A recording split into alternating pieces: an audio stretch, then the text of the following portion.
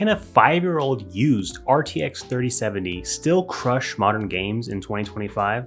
I purchased and tested one to see if it's still the 1440p champ at a good value, or if it's time to finally move on.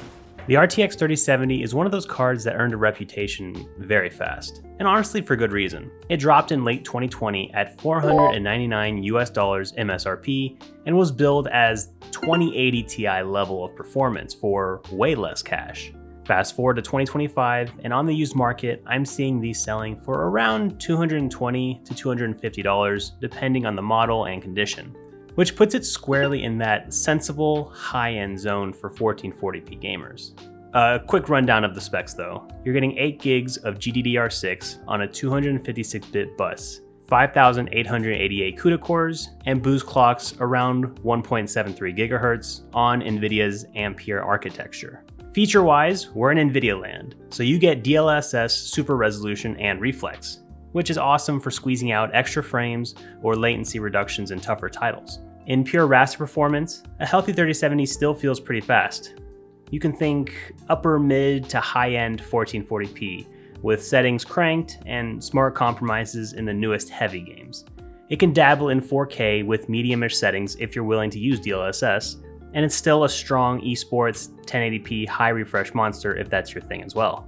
Now, of course, there are caveats. The big one is going to be the VRAM. 8 gigs was fine in 2020. In some of the newest titles at 1440p with big texture packs, you can bump into memory limits that force you to drop textures a notch or two. The ray tracing performance is good for its generation, but if you go heavy on ray tracing at anything above 1080p, that 8 gigs can pinch there too. Alright, let's get into what actually matters. Real games. If you're still on 1080p, this thing will crush most titles. So we're going to focus on 1440p. And instead of testing the waters with 4K, I'm actually going to be doing most of the games at native resolution, as well with DLSS or other upscaling methods just to see how much it can help. And I'll do ray tracing for a game or two just to convince you that it's pretty difficult with this card. Oh, and the PC I'm running all these tests in is going to be a PC that you might actually use a card this cheap in. I feel like this is a more realistic performance test. I'll throw the PC on screen now. A shout out to the sponsor of this video, Okinos, for providing their new Aircross mid-tower case. This thing is all about airflow and aesthetics. With a dual channel design that separates cooling for your CPU and GPU, they've relocated the PSU to the front of the case and added 2 fans right below the GPU, making the bottom intake completely unobstructed. As for the style, premium walnut wood accents that definitely gives off a modern and sleek aesthetic. The Aircross is mostly tool-free, being able to just remove most of the case with just pulling or pushing on it, making building in it and future maintenance an actual breeze. It even comes pre-installed with 5 high-performance PWM fans, so you're ready to go right out of the box. The Aircross is available right now at only $79 for its promotional launch, but will go up in price soon. So check out the link in the video description to pick one up for yourself. And thanks again to Okinos for sponsoring this video. Let's start these benchmarks off with a title that might be 5 years old at this point, but I still think it's one of the most important all-around benchmarks out there. Cyberpunk 2077 came out around the same time as this GPU, so I expect some pretty good performance. At 1440p and all the settings to high, we averaged 79 FPS throughout the entire benchmark, with 1% lows of 68.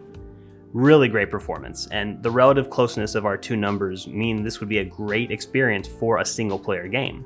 But if you wanted even more frames, we can turn on DLSS upscaling, and that would get you 116 FPS on average with 1% lows of 91. I'm still blown away by how well DLSS works on certain games and with very little drawbacks.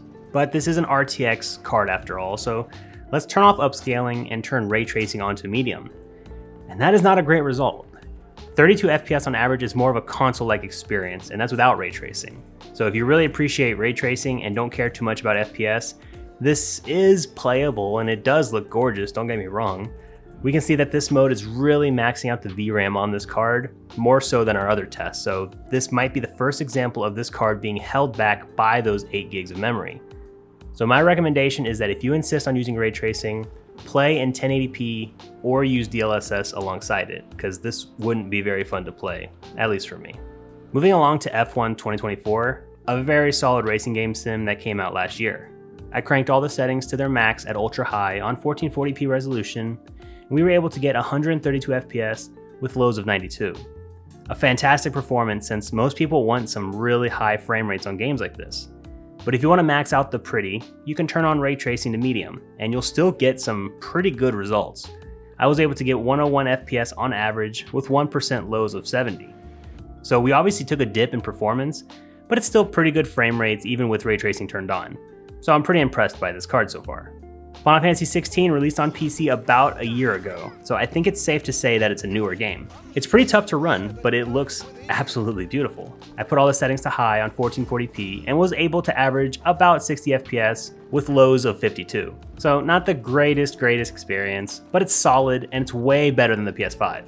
If you wanted to stay on native, I'd probably bring the graphics down to medium to increase those 1% lows. But if you're okay with upscaling, like DLSS, that will bring your average up to 85.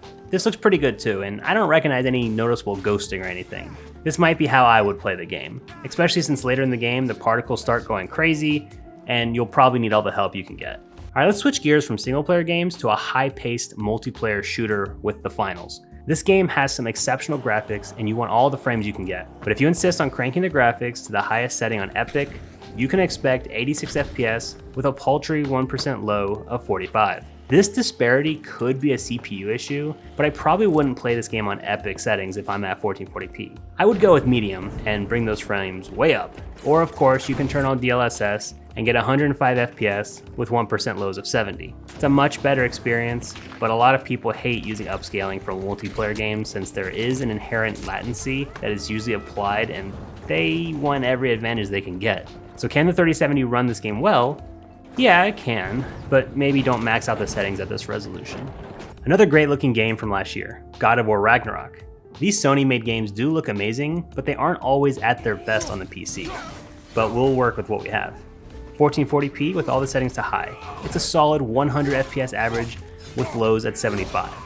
A totally playable and really awesome experience for a single player game actually. But if you're insane and you want even more frames, you can turn on DLSS. We are able to get up to 150 FPS average. This might be more fun during combat scenes to get all those frames, but most of this game is just watching cutscenes and walking around, so it might not be worth the trouble. Either way though, this is a surprisingly good turnout for this GPU and it gives a lot of leeway however you want to play it. The next game might be the first game that really struggles. Monster Hunter Wilds released earlier this year and might be one of the most difficult games to run out there. It's entered the realm of games where the developers turn on upscaling for you automatically, which is not something I'm really a fan of. Using all high settings on their benchmark at 1440p, we were only able to average 48 FPS with 1% lows of 31. So yes, playable, but not exactly a great experience, especially for a Monster Hunter game. But even with DLSS turned on under the same settings, we were only able to average 62 FPS. So anyone who is interested in playing a game like this are going to have to turn down the settings to medium or maybe even low depending on how you like it. But I'm still thankful it can at least be played at 1440p without having to make any more major compromises. Space Marine 2 is another awesome example of a newer game that is quite difficult to run, but looks really great. It came out less than a year ago, so it's still quite new. At 1440p and all the settings to high, we were only able to average 60 FPS with respectable 1% lows. This is what I would call the bare minimum for a good frame rate, especially in a single player game. But realistically, I would probably reduce the settings or turn on upscaling. So let's do just that. With DLSS turned on, it boosted our average to 75 FPS with 1% lows of 64. A great experience in a great game.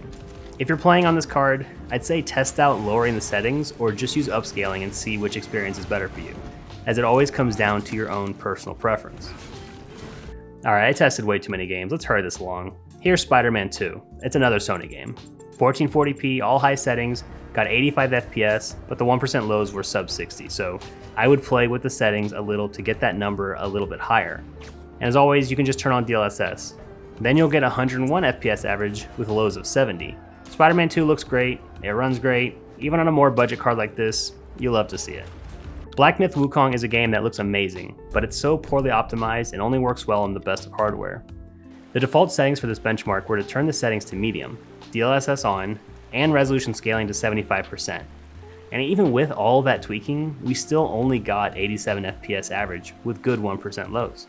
But if you're more of a native resolution boy, you can turn all the upscaling off but keep the settings to medium and average 58 FPS. You know, it's fine for a single player experience, but you'll definitely need to switch some stuff around to get it to a better place. Alright, I know this game is old and CPU bound, but I'll get flamed in the comments for not testing it.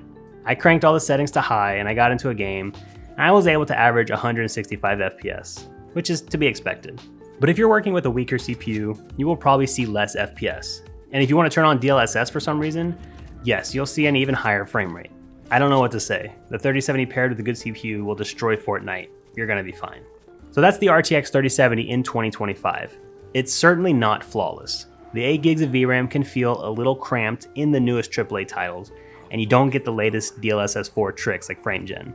But for the price these go for now, I still think it's a seriously capable card for 1440p and even some 4K with the right settings. Add in Nvidia's solid driver support, and it's a very safe pick if you want higher end performance without spending next-gen money. For less than $250, you can't really get a better card unless you're like insanely lucky. If you'd prefer a new card, the Intel B580 seems to be a nice value for what you get, but it's not exactly a one-to-one match compared to the 3070. Thanks to all the channel members for supporting the channel. My name's Jason. Thanks for watching.